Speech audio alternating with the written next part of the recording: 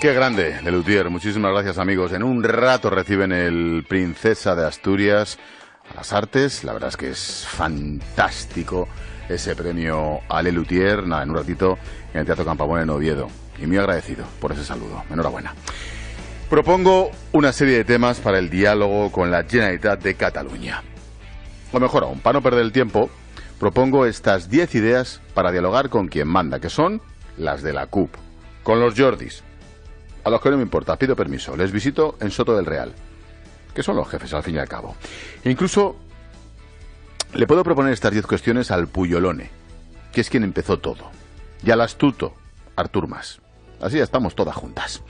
Por ejemplo, que se dialogue sobre cómo no adoctrinar a los niños en los colegios e institutos. Y además, dialoguemos en cómo cambiar los libros de historia por libros de historia que no digan mentiras.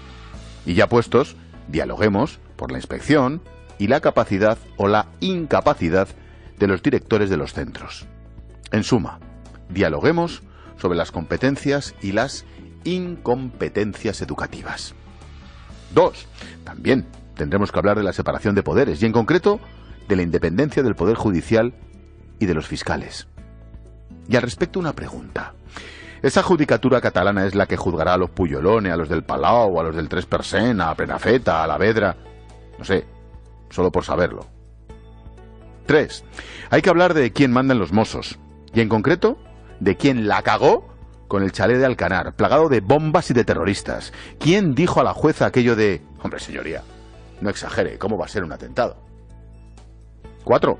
Dialoguemos también sobre yihadismo y defensa, porque no sé si se acuerdan, creo que no, de que los yihadistas mataron a 16 personas en Cataluña hace 2 meses. ¿Quién va a defender a los catalanes en Mali, Irak o en Libia? ¿Junqueras? ¿Artur con su astucia? ¿O será la del sobaco? 5. Propongo ir de la mano con Puigdemont y con el tal Romeva a Bruselas, París o Berlín a dialogar. No a sus conferencias estas del Chichinabo, no. A ver si una puñetera vez se enteran de que no, de que les echan. ¿Qué no entienden de la palabra no? 6. Charlemos sobre las pensiones, la pela, los subsidios y la deuda, la quiebra. En voz alta, ¿eh? Preguntémonos ¿quién paga las pensiones de los pensionistas catalanes? 7. Sobre la corrupción también cabe diálogo, ¿eh? Con nombres propios, de todos. Los Puyolone, Prenafeta, La Vedra, los del Palau, Artur Mas, Gordó, todos los que pagaron, todos los que cobraron del 3, el 4 o el 5%. ¿A que no hay para hablar de eso? 8. ¿A que tampoco hay para dialogar sobre cómo se paga el sueldo de Messi o de Dembélé fuera de la Liga Española? Tanto pitido al rey, tanto minuto 17, tanto apoyo al referéndum. ¿A que no hay para que Piqué dé la mitad de su sueldo para pagar la ficha de Messi? ¿A que no? 9. Hay que dialogar también de las empresas, pero con ellas delante, ¿eh? Que oigan al careto que no volverán por la inseguridad jurídica. Y 10. Por último, dialoguemos sobre el odio en la historia del mundo, sobre la sangre que ha provocado, sobre las rupturas que causa y sobre el paro que va a causar ese odio. En fin, diálogo, por supuesto, para ver qué psiquiátrico está más cerca y quién paga la factura. Diálogo, pues claro, para ver cómo se arregla esto y cuándo. Ayer hicimos la tarde de COPE en Caldas de Reis. Estuvimos en Galicia. Aún tengo el pantalón y los zapatos manchados de ceniza. Esa pastaza entre el hollín, el agua. Te puedo asegurar que hemos aprendido muchas cosas, ¿eh? Por ejemplo, que se tardarán 20 o 30 años en recuperar lo arrasado por el fuego en Pontevedra el pasado fin de semana. 50.000 hectáreas en lo que va de año, 35.000 en un par de días. También hemos aprendido que el daño no solo se quedará en las zonas abrasadas, porque las cenizas llegarán tarde o temprano a los arroyos, a los ríos, a las rías, y ojo con los efectos hasta en el marisqueo. Nos demostraron que el desastre del domingo por la noche lo provocaron unos monstruos que sabían muy bien lo que hacían, demasiado bien. Lo sabían como para provocar esa catástrofe. También que va a ser muy pero que muy difícil pillarlos, detenerlos, juzgarlos y ya condenarlos ni te cuento. Además, he comprobado que policías nacionales, guardias civiles, policías locales, bomberos, militares, brigadas forestales salvaron la vida de cientos de personas el domingo, ¿eh? De verdad, creo que aún no somos conscientes de lo cerca que ha estado una auténtica hecatombe. Y he aprendido, o mejor dicho, me he confirmado en el nivel profesional y en la categoría humana de nuestros ángeles de la guarda. Como esos dos policías, el subinspector Gabriel y el policía Marcos, que junto a sus compañeros y sus jefes se salvaron de milagro de morir abrasados en Chandebrito. En fin, he vuelto a aprender que no les llegamos ni a la suela de los zapatos. Que menos mal que están ahí. A mí no me gustan nada los scratches. Ya sé que hay polémica con la palabra, que si está en nuestro español, se me entiende. Me refiero a los acosos, al pressing, a la macarrada que supone que una multitud rodee una casa o a una persona para amedrentarla, atemorizar, para demostrar quién manda o cómo se manda. No me gusta nada que unos ultraderechistas acosen a la vicepresidenta de Valencia, Mónica Oltra, o a los de Podemos en Zaragoza, o a aquella chufla contra diputados de Convergencia en la librería Blanquerna en Madrid. Tampoco la escena de policías municipales rodeando el coche del concejal de seguridad del ayuntamiento. No. Puede que estén probando de su propia medicina que los ahora acosados fueron o son acosadores, pero no se debe hacer.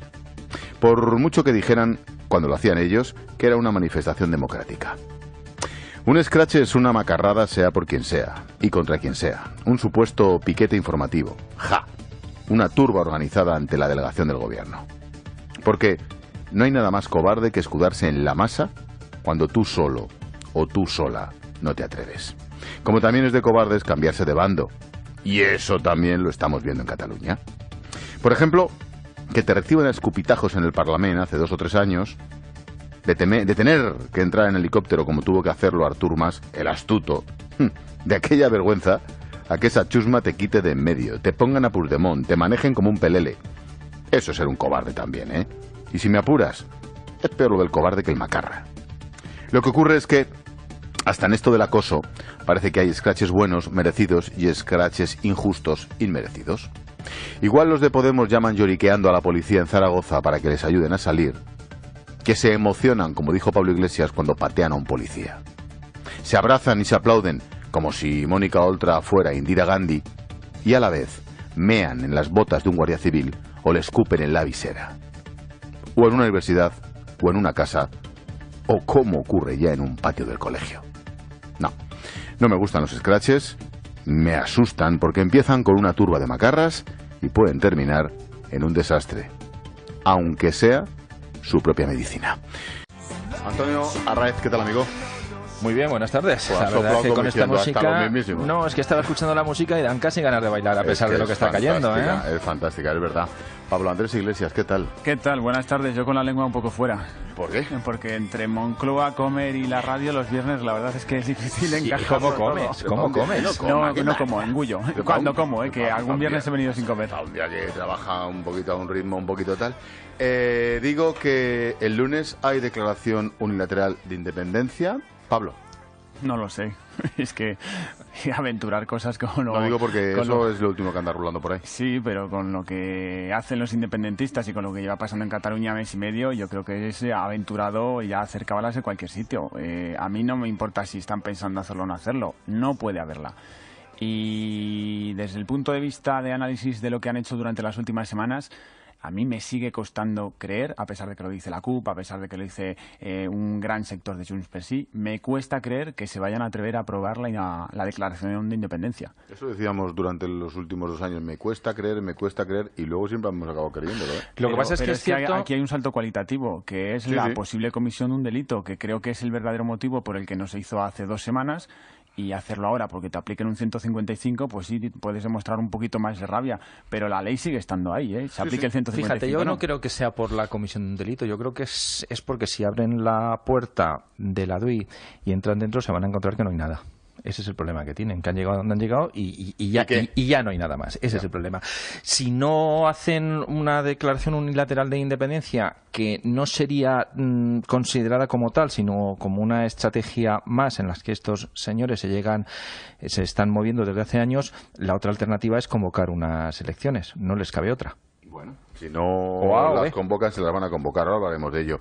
José Luis Concejero, corresponsal en Bruselas. Buenas tardes. ¿Qué tal, Expósito? Muy buenas tardes. Cuéntame, ¿qué ha hecho Rajoy, Conce? Bueno, pues Mariano Rajoy ha despertado mucha expectación aquí en Bruselas, en primer lugar porque la prensa internacional también está muy pendiente del desafío independentista de Cataluña. Lo primero que ha dicho, y si quieres, Expósito, podemos escuchar los sonidos más significativos, es que ha dejado claro que mañana va a adoptar las medidas que quiere para Cataluña. Hemos llegado a esta situación porque han querido que llegáramos a esta situación. Y mañana el Consejo de Ministros, como es su obligación, aprobará las medidas para recuperar la legalidad y recuperar la normalidad institucional. El presidente del Gobierno, Expósito, insiste que ha tomado esta decisión porque se ha visto obligado ante la actitud del Gobierno catalán. Insisto, hemos sido enormemente prudentes. Hemos pensado mucho las cosas, lo hemos advertido y lo hemos avisado, pero si hay algo que no se puede aceptar de ninguna de las maneras es que un gobierno incumpla la ley sabiendo que está incumpliendo la ley. Y para eso, para terminar con esa situación, está la propia ley. Y en la sala de prensa de España, aquí en el Consejo Europeo, donde acaba de terminar esta cumbre, el presidente del Gobierno, Mariano Rajoy, ha terminado que aplicar el artículo 155 de la Constitución no supone nunca el empleo de la fuerza. La utilización del artículo 155 no presupone usar la fuerza. Es un instrumento que está recogido en la Constitución española y que es similar a otros instrumentos que están recogidos en las constituciones de los diferentes países europeos. Por tanto, no puedo compartir eso. Y el límite, si se refiere al límite temporal, pues es algo que no está determinado, pero lo que importa es, como le he dicho, recuperar la legalidad y la normalidad institucional. Estas son, Expósito, las palabras de Mariano Rajoy en una cumbre que es interesante recordar unas cuantas cosas. Ha recibido el apoyo de la Unión Europea, ha recibido el apoyo del presidente francés, Emmanuel Macron, también de la canciller alemana Angela Merkel, esta mañana también el apoyo de la primera ministra británica Theresa May. Y luego también ese sonido que escuchábamos ayer a última hora de la noche del presidente del Consejo, Donald Tusk, que es el que aglutina a los 28 Estados miembros de la Unión Europea, en el que volvía a insistir en el que no hay mediación posible en todo el caso de Cataluña. Por cierto, juntitos se vienen para Oviedo dentro de un rato. Donald Tusk, Tajani ya está aquí y Juncker, efectivamente. Sí, bueno, Juncker ha terminado con un hasta luego. Tenían ganas de celebrar en Oviedo después de lo que ha dado de sí este Consejo. Ahora mismo aquí en la sala de prensa donde estamos, media entrada, bien acompañado, rodeado de compañeros internacionales, también de otros medios de comunicación, Expósito, y aquí, bueno, cada uno terminando su trabajo. Buen resumen. José Luis, vete a comer algo, anda. Hombre, no tengas ninguna duda, Expósito. Un abrazo fuerte. Hasta luego, Conce. Chao, chao. Antonio, valoración de esa comparecencia de Rajoy. Bueno, me parece que es razonable. Yo creo que ha aguantado bien Rajoy hasta este momento, pero fíjate, cuando ayer conocíamos las cartas, había quien decía, bueno, Puigdemont abre una puerta al final para que se negocie. La última línea. Vamos a ver, si fuésemos una comunidad de vecinos y estuviesen siendo una carta entre el del cuarto y entre el del sexto, pues podría servir, porque dice, bueno, un guiño, venga, vamos a entendernos. Pero somos un Estado, y un Estado tiene que ser serio, y cuando el presidente del gobierno recibe una carta insolente, llena de acusaciones, no le queda más remedio que decir, mira, esto no sirve, no es lo que estábamos esperando, con y lo más cual, cuando es la segunda carta en una semana. Efectivamente, no queda más que aplicar el 155. Yo creo que Rajoy ha tenido en este caso excesiva paciencia, y yo creo que lo ha hecho bien. Creo que realmente cuando incluso se podía haber aplicado ya el 155 fueron los primeros días de septiembre, cuando el Parlamento aprobó 2 leyes fuera de la legalidad española y que han aguantado hasta ahora. No queda otra. El problema que tenemos es que a nadie nos apetece, tampoco al presidente del gobierno. Vivimos en un país con una serie de preocupaciones y no esperábamos estos. Y para lo que va a suceder nadie está preparado. Paul. Desde el punto de vista informativo, a mí la rueda de prensa del presidente me ha decepcionado. Creo que a muchos periodistas que esperábamos más información la víspera del Consejo de Ministros extraordinario que va a aprobar la aplicación del 155, esperábamos datos, detalles, etcétera, y más sobre todo cuando los partidos de la oposición que están negociando con el PP, es decir, PSOE y Ciudadanos, están filtrando, están contando lo que se está acordando. El presidente no ha aclarado nada de esto y desde ese punto de vista creo que ha sido un poco decepcionante porque queríamos saber cosas y nos hemos quedado igual. Pero hay un pequeño detalle que hemos escuchado además ahora mismo del presidente cuando dice: le aplicamos el 155 porque no nos han dejado más remedio, ellos lo han provocado, etcétera, etcétera, que yo lo juntaría con otra frase que ha soltado el portavoz del Gobierno, Íñigo Méndez de Vigo, en la rueda de prensa del Consejo de Ministros, y es que el 155 no es la suspensión de la autonomía en Cataluña. Ha dicho textualmente que el 155 va a ser un mecanismo de control para asegurar que la legalidad se cumple.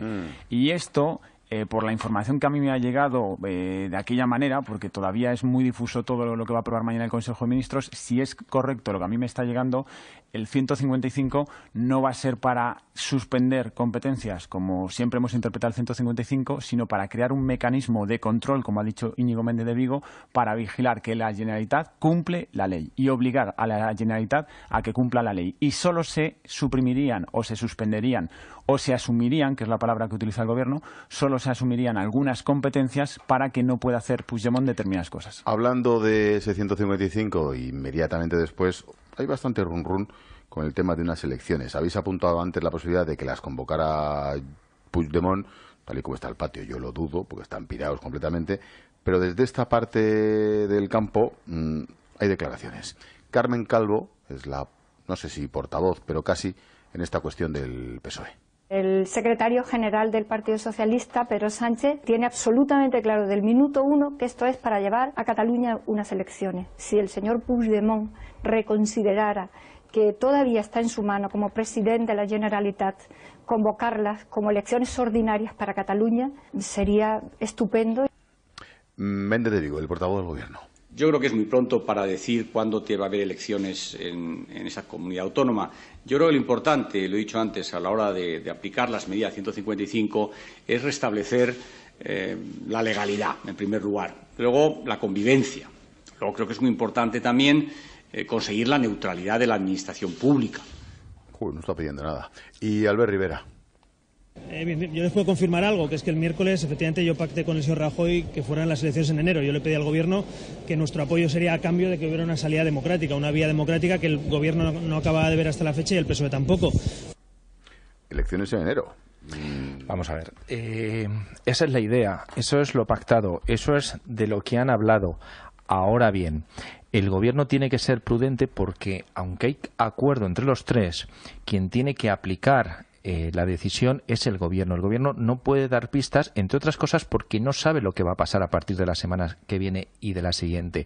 Si el Gobierno aplica el 155, lo aplica, digamos, administrativamente y todo funciona bien y hay manifestaciones en las calles relativas, pues en enero posiblemente pueda haber elecciones. Ahora, si el Gobierno aplica el 155, hay una conflictividad social que dura durante semanas, que se complica la situación y que no se dan las circunstancias para que haya elecciones, el Gobierno no puede decir ahora, porque es el Gobierno, otra cosa es la oposición en este caso que va de mano del Gobierno, como es el PSOE de Ciudadanos, pero el Gobierno no puede decir, voy a convocar elecciones, porque es el que lo tiene que hacer. Claro. Esa es la clave. Pablo, novedades. Yo no diría que el Gobierno ha pactado con PSOE y Ciudadanos como de celebrar elecciones en enero. Diría más bien que PSOE y Ciudadanos, o uno de los dos, le ha impuesto al Gobierno convocar elecciones en enero. Bueno, ¿va a haber elecciones en enero? Depende. Ya. Yo te digo esto porque el Ciudadanos lleva diciendo semanas que hay que convocar elecciones en cuanto se aplique el 155. El PSOE esto decía que no y desde hace 10 días dice que lo ve bien y desde la semana pasada ya dice que sí y hoy ha sido el primer partido que públicamente lo dice. Y el Gobierno no se moja porque, como dice Antonio, es el Gobierno. Pero a mí me consta también por informaciones desde hace semanas que los informes que tiene el Gobierno encima de la mesa incluyen escenarios de elecciones en diciembre, que que es lo más pronto que se pueden celebrar. Elecciones en enero, elecciones en junio, elecciones en Cataluña dentro de 2 años. Fíjate, el gobierno ha manejado todos los escenarios. ¿Quién toma la decisión? La toma el gobierno, pero Rajoy está condicionando esa decisión al apoyo de Ciudadanos y del PSOE. ¿Os hago una apuesta? Venga. Domingo 28 de enero.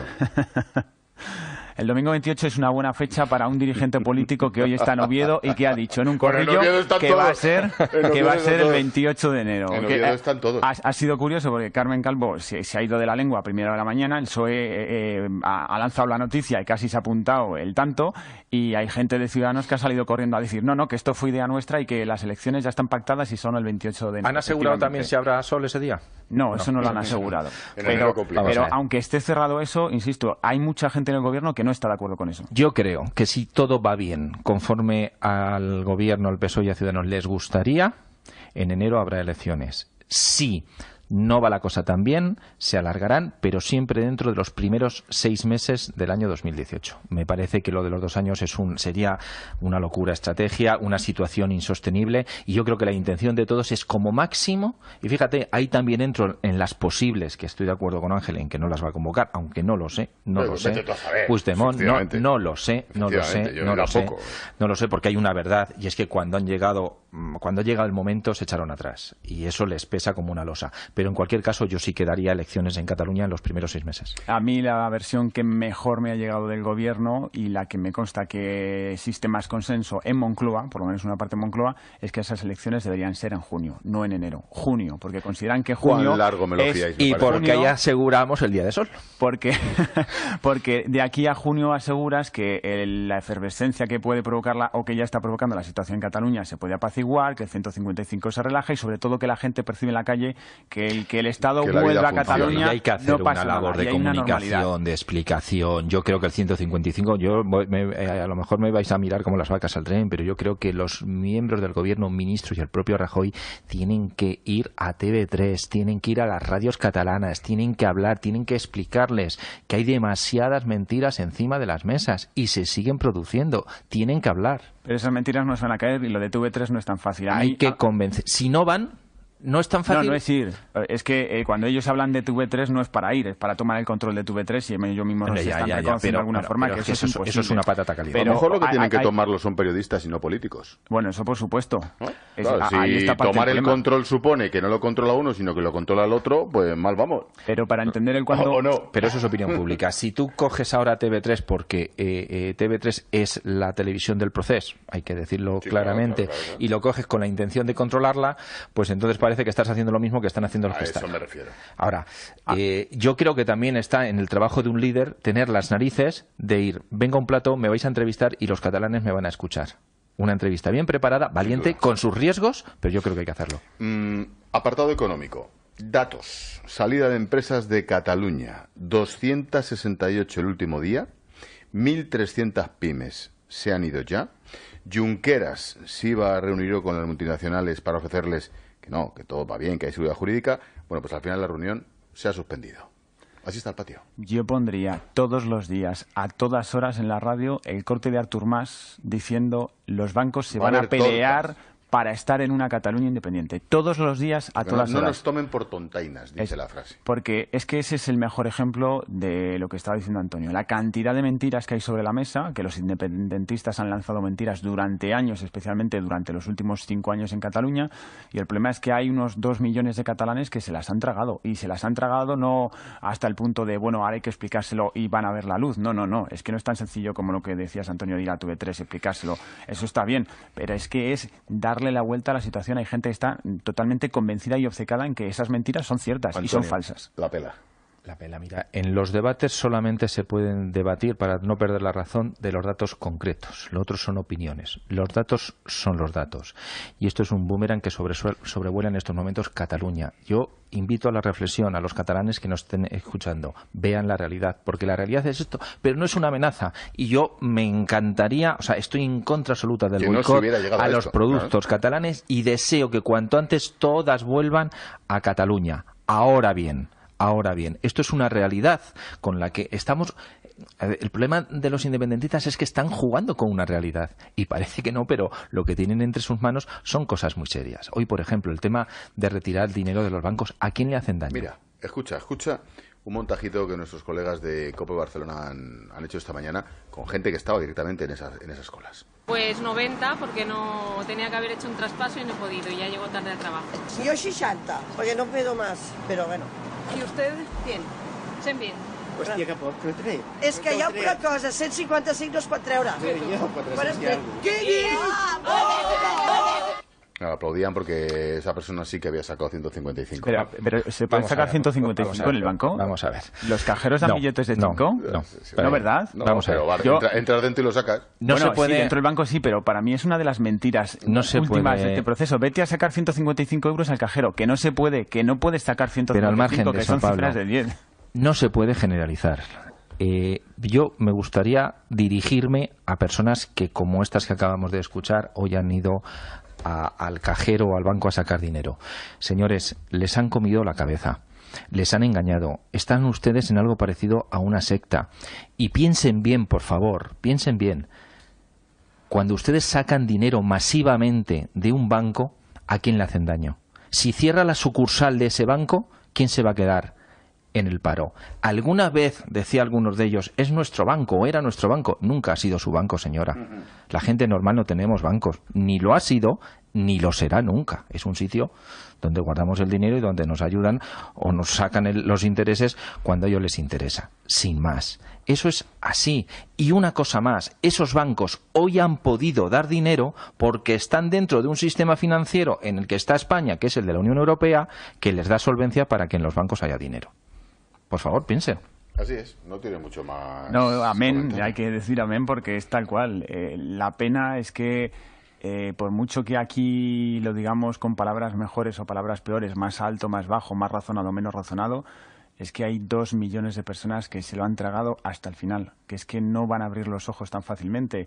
Y creo que una parte de lo que va a venir en los próximos meses tiene que pasar, evidentemente, como decía Antonio, en desmontar esas mentiras. Yo creo que eso es básico, es fundamental.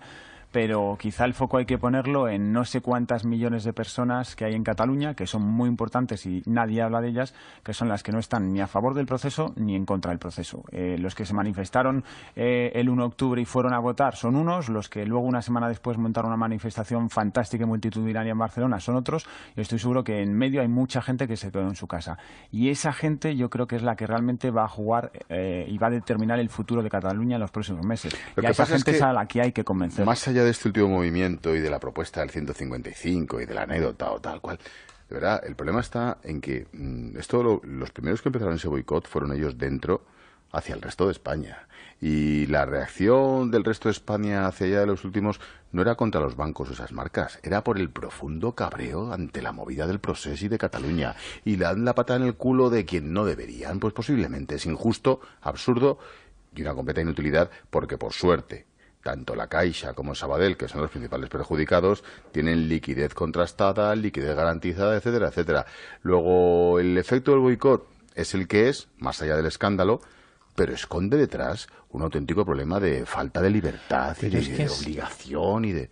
Es que cuesta creerlo y analizarlo, porque combina algo de infantilidad con algo de racismo, algo de desprecio al resto de España. Entonces, yo insisto en la idea de que no estamos... O sea, España no es un país que en estos momentos esté preparado para un conflicto, para una guerra. Es decir, es una sociedad... Cuando dicen, somos pacifistas, y España no lo es pacifista, ¿cómo es esto? Si precisamente tenemos un presidente al que se le acusa muchas veces de no hacer las cosas o dejar que pasen, pero es que en este caso le da pereza aplicar el 155, porque dice, pero ¿qué necesidad tenemos de meternos en este lío, señores? Nadie lo entiende. Y yo creo que muchos ciudadanos que hacen este tipo de juegos, porque ya me contarás dónde va, que vayas a sacar a un cajero 150 euros, ¿para qué sirve eso? Señores, por favor, que nos estamos jugando la tranquilidad, estamos jugando con el empleo de los que están ahora en la universidad. Y con los ratings en las empresas, y con los resultados empresariales, y con muchísimas más cosas. Ojo, que no solo es la economía catalana o de esas empresas, que esto repercute en toda España de manera muy, muy grave. El gobierno ya lo ha dicho. Esas 3 décimas yo no me las creo. ¿Crees que se quedan cortas? Por supuesto. ¿Tú crees que se quedan cortas? Hombre, yo para este año no, para el año que viene depende de lo que se alargue el proceso. Uno de los motivos, por ejemplo, para adelantar las elecciones y celebrarlas cuanto antes, uno de los motivos positivos puede ser precisamente el económico. Cuanto antes lo resuelvas y antes devuelvas la certidumbre a Cataluña y haya un gobierno totalmente legítimo en Cataluña que hayan decidido los ciudadanos, pues por un lado, desde el punto de vista económico puede ser bueno. Es que ahí sí puede estar bien celebrarlas en enero. Uno de los argumentos sólidos para aplicar ya el 155 es volver a la normalidad. Es que ya vale. Porque entre carta y carta podemos estar así meses. Pero entre meses y meses, el que va a invertir en Cataluña no lo hace. A lo mejor no vuelves a la normalidad si en 3 meses la gente de la ANC, de ONU y todo el sector independentista está sacando a la gente a la calle y dentro de 3 meses tienes unas elecciones donde el resultado es muy parecido y entonces te aparecen ellos al día siguiente y se sienten legitimados en todo lo que han hecho. La capacidad de convocatoria, creo yo, va a bajar. Los oyentes también estáis participando en este tiempo de análisis, Rosa. Mira, nos llega un mensaje que dice: tengo un hijo en la universidad alemana, tienen proyectos de investigación en común con la Universidad de Tarragona y este equipo de la Universidad Catalana en Tarragona van a trasladar todo el departamento, hablamos de 35 personas, a Almería. Una pregunta que nos hace un oyente: ¿con el 155 la cosa se va a quedar solo en la convocatoria de elecciones o se van a tomar medidas solo en educación? No, parece que bastante mal, ¿no? En educación no va a haber muchas medidas, ¿eh? Yo me atrevería a decir, después de haber escuchado al ministro esta mañana, que no va a haber ninguna en educación. Y cuanto más a corto plazo sea, menos medidas va a haber. O sea, el problema de la educación no es el 155. El problema de la educación es a 20 años vista, que es mucho más profundo que el 155. Pero en fin, más Rose. Y un mensaje en el WhatsApp 607 15 06 02. Miren, después de escuchar a unos a otros, tertulianos, tertulias, contertulios, televisiones, no televisiones, tengo la sensación de que España está pasando por una gripe, pero una gripe fuerte. De verdad, necesitamos mucho antibiótico, muchas vitaminas y abrir las ventanas y que se despeje toda la contaminación política que hay en este país. Tengo muy mala sensación con este país. Está muy desbarajustado, muy desnortado y aquí nos las den todo a los ciudadanitos que estamos trabajando todos los días. Tiene razón en lo de que es lo que ha dicho el oyente, tengo una mala sensación, es verdad. Hay muy mal rollo, el tema es muy complicado. Sí, y sobre todo es malo que pase esto cuando estamos volviendo a la normalidad y a la recuperación económica y nosotros nos lo hemos cargado. Totalmente. Antonio Arraez, Pablo Andrés Iglesias. Gracias, chicos. Muchas gracias. Buenas tardes a todos. Está incumpliendo la ley y para eso, para terminar con esa situación, está la propia ley. Y en la sala de prensa de España, aquí en el Consejo Europeo, donde acaba de terminar esta cumbre, el presidente del Gobierno, Mariano Rajoy, ha terminado que aplicar el artículo 155 de la Constitución no supone nunca el empleo de la fuerza. La utilización del artículo 155 no presupone usar la fuerza. Es un instrumento que está recogido en la Constitución española y que es similar a otros instrumentos que están recogidos en las constituciones de los diferentes países europeos. Por tanto, no puedo compartir eso. Y el límite, si se refiere al límite temporal, pues es algo que no está determinado, pero lo que importa es, como le he dicho, recuperar la legalidad y la normalidad institucional. Estas son, expósito, las palabras de Mariano Rajoy en una cumbre que es interesante recordar unas cuantas cosas. Ha recibido el apoyo de la Unión Europea, ha recibido el apoyo del presidente francés, Emmanuel Macron, también de la canciller alemana Angela Merkel, esta mañana también el apoyo de la primera ministra británica Theresa May. Y luego también ese sonido que escuchábamos ayer a última hora de la noche del presidente del Consejo, Donald Tusk, que es el que aglutina a los 28 Estados miembros de la Unión Europea, en el que volvía a insistir en el que no hay mediación posible en todo el caso de Cataluña. Por cierto, juntitos se vienen para Oviedo dentro de un rato. Donald Tusk, Tajani ya está aquí y Juncker, efectivamente. Sí, bueno, Juncker ha terminado con un hasta luego. Tenían ganas de celebrar en Oviedo después de lo que ha dado de sí este Consejo. Ahora mismo aquí en la sala de prensa donde estamos, media entrada, bien acompañado, rodeado de compañeros internacionales, también de otros medios de comunicación, Expósito, y aquí, bueno, cada uno terminando su trabajo. Buen resumen. José Luis, vete a comer algo, anda. Hombre, no tengas ninguna duda, Expósito. Un abrazo fuerte. Hasta luego, Conce. Chao, chao. Antonio, valoración de esa comparecencia de Rajoy. Bueno, me parece que es razonable. Yo creo que ha aguantado bien Rajoy hasta este momento, pero fíjate, cuando ayer conocíamos las cartas, había quien decía, bueno, Puigdemont abre una puerta al final para que se negocie. La última línea. Vamos a ver, si fuésemos una comunidad de vecinos y estuviesen siendo una carta entre el del cuarto y entre el del sexto, pues podría servir, porque dice, bueno, un guiño, venga, vamos a entendernos. Pero somos un Estado Y un Estado tiene que ser serio. Y cuando el presidente del gobierno recibe una carta insolente, llena de acusaciones, no le queda más remedio que decir, mira, esto no sirve, no es lo que estábamos esperando. Con y lo más cual, cuando es la segunda carta en una semana. Efectivamente, no queda más que aplicar el 155. Yo creo que Rajoy ha tenido en este caso excesiva paciencia, y yo creo que lo ha hecho bien. Creo que realmente cuando incluso se podía haber aplicado ya el 155 fueron los primeros días de septiembre, cuando el Parlamento aprobó. Qué grande, Lelutier. Muchísimas gracias, amigos. En un rato reciben el Princesa de Asturias a las Artes. La verdad es que es fantástico ese premio a Lelutier. Nada, en un ratito en el Teatro Campoamor en Oviedo. Y muy agradecido por ese saludo. Enhorabuena. Propongo una serie de temas para el diálogo con la Generalitat de Cataluña. O mejor aún, para no perder el tiempo, propongo estas 10 ideas para dialogar con quien manda, que son las de la CUP, con los Jordis, a los que no me importa, pido permiso, les visito en Soto del Real, que son los jefes al fin y al cabo. E incluso le puedo proponer estas 10 cuestiones al Puyolone, que es quien empezó todo, y al astuto Artur Mas. Así estamos todas juntas. Por ejemplo, que se dialogue sobre cómo no adoctrinar a los niños en los colegios e institutos. Y además, dialoguemos en cómo cambiar los libros de historia por libros de historia que no digan mentiras. Y ya puestos, dialoguemos por la inspección y la capacidad o la incapacidad de los directores de los centros.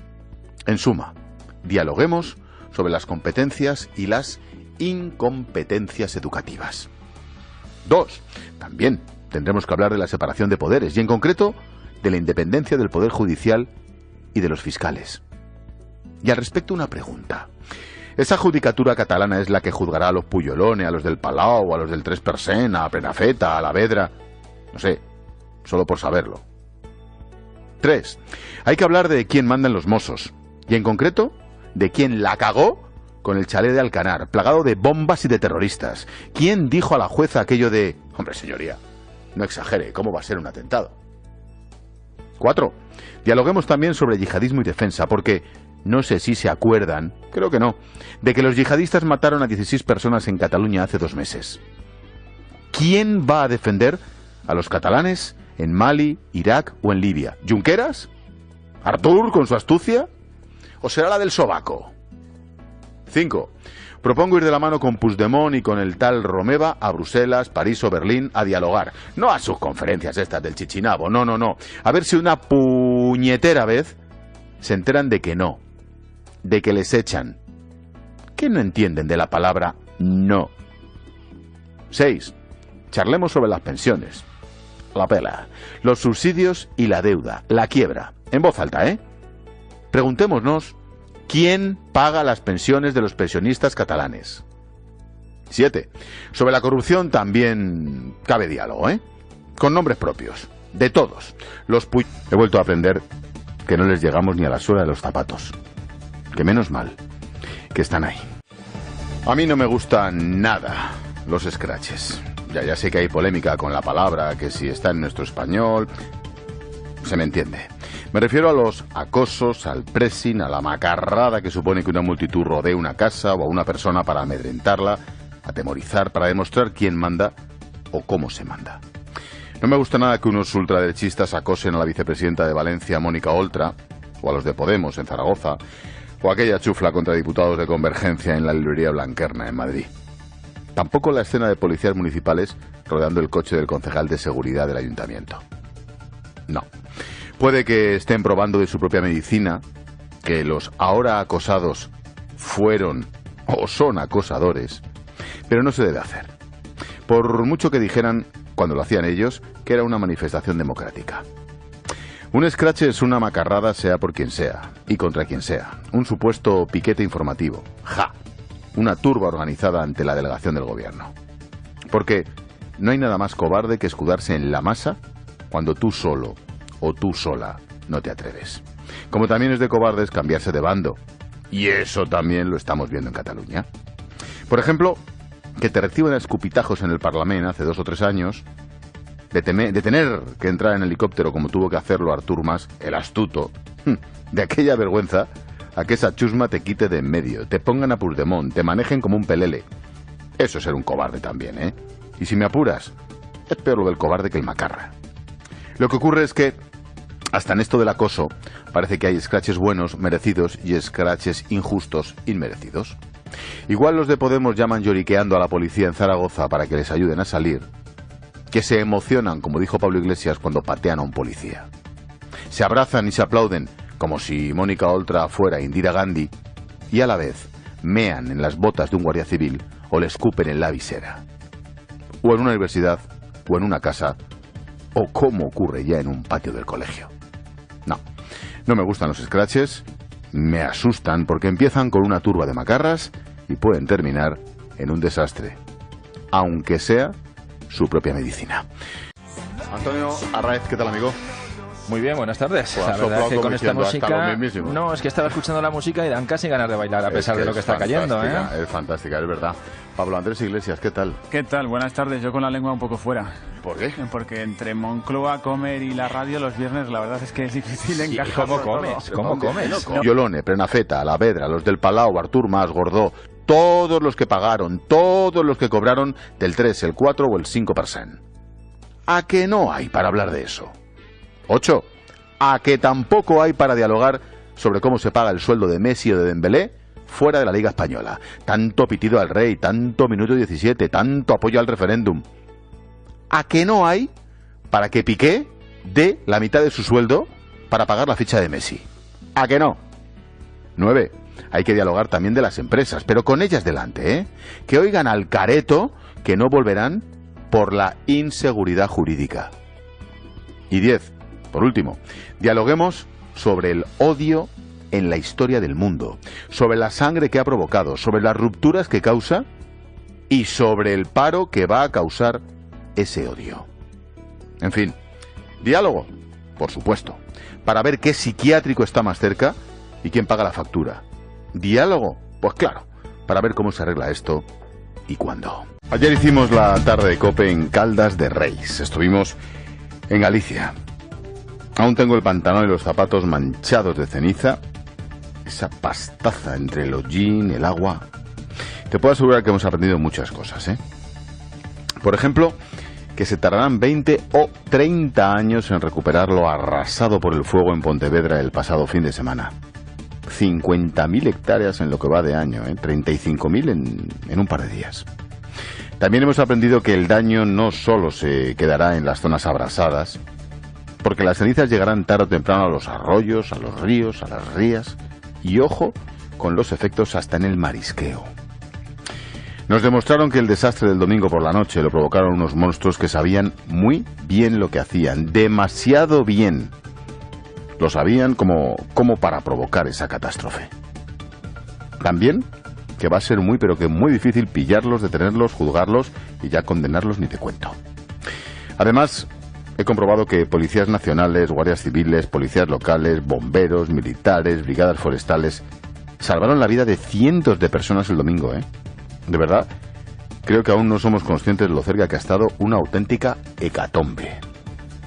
Y he aprendido, o mejor dicho, me he confirmado en el nivel profesional y en la categoría humana de nuestros ángeles de la guarda. Como esos dos policías, el subinspector Gabriel y el policía Marcos, que junto a sus compañeros y sus jefes se salvaron de milagro de morir abrasados en Chandebrito. En fin. No, que no como, engullo. Cuando como, que algún viernes he venido sin comer. Un día que trabaja un poquito a un ritmo un poquito tal. Digo que el lunes hay declaración unilateral de independencia. Pablo. No lo sé. Es que aventurar cosas con lo... No digo porque eso es lo último que anda rulando por ahí. Sí, pero con lo que hacen los independentistas y con lo que lleva pasando en Cataluña mes y medio, yo creo que es aventurado y ya hacer cabalas en cualquier sitio. A mí no me importa si están pensando hacerlo o no hacerlo. No puede haberla.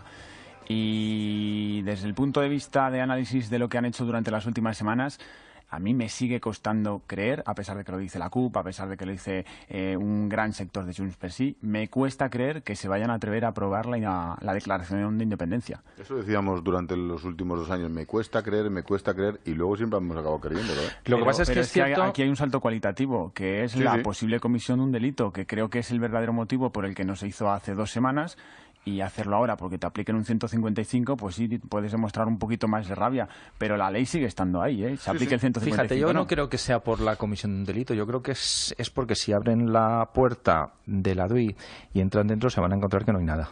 Ese es el problema que tienen, que han llegado donde han llegado y ya no hay nada más. Ese es el problema. Si no hacen una declaración unilateral de independencia, que no sería considerada como tal, sino como una estrategia más en las que estos señores se están moviendo desde hace años, la otra alternativa es convocar unas elecciones. No les cabe otra. Bueno, si no las convocan, se las van a convocar. Ahora hablaremos de ello. José Luis Concejero, corresponsal en Bruselas. Buenas tardes. ¿Qué tal, Expósito? Muy buenas tardes. Cuéntame, ¿qué ha hecho Rajoy, Conce? Bueno, pues Mariano Rajoy ha despertado mucha expectación aquí en Bruselas, en primer lugar porque la prensa internacional también está muy pendiente del desafío independentista de Cataluña. Lo primero que ha dicho, y si quieres, Expósito, podemos escuchar los sonidos más significativos, es que ha dejado claro que mañana va a adoptar las medidas que quiere para Cataluña. Hemos llegado a esta situación porque han querido que llegáramos a esta situación. Y mañana el Consejo de Ministros, como es su obligación, aprobará las medidas para recuperar la legalidad y recuperar la normalidad institucional. El presidente del Gobierno, Expósito, insiste que ha tomado esta decisión porque se ha visto obligado ante la actitud del Gobierno catalán. Insisto, hemos sido enormemente prudentes. Hemos pensado mucho las cosas, lo hemos advertido y lo hemos avisado, pero si hay algo que no se puede aceptar de ninguna de las maneras es que un gobierno incumpla la ley sabiendo que